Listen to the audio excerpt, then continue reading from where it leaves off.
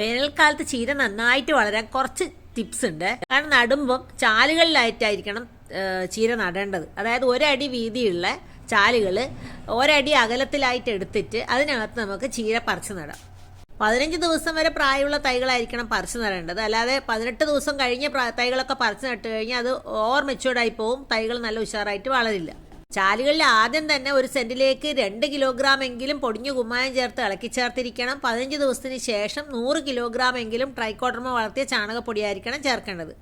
തൈകൾ പറിച്ചു നടുമ്പം ഏകദേശം ഒരു 20 സെന്റിമീറ്റർ എങ്കിലും അകലം കൊടുക്കണം. കാരണം അല്ലെങ്കിൽ എന്ത് പറ്റുമെന്ന് വെച്ചാൽ സൂര്യപ്രകാശത്തിനൊക്കെ വെള്ളത്തിനൊക്കെ വേണ്ടി വരും തമ്മിൽ ഭയങ്കരമായിട്ട് അടികൂടും, അപ്പോൾ വളർച്ച കുറയും. പറിച്ചു നട്ടാൽ പോരാ, എല്ലാ ആഴ്ചയും ഇതിന് ജൈവവളമോ പൊടിഞ്ഞ ജൈവവളം, അത് മണ്ണിര കമ്പോസ്റ്റ് ആവാം, ആട്ടിൻ കാഷ്ടാവാം, കോഴിക്കാഷ്ടാവാം കൊടുത്തിരിക്കണം. അല്ലെങ്കിൽ രാസവളങ്ങൾ പല തവണയായിട്ട് കൊടുക്കാം. ആഴ്ചയിലൊരിക്കൽ ജൈവ സ്ലറി തളിച്ചു കൊടുക്കുന്നതും നല്ലതാണ്. ഡീറ്റെയിൽ വീഡിയോ അപ്ലോഡ് ചെയ്തിട്ടുണ്ട് കേട്ടോ.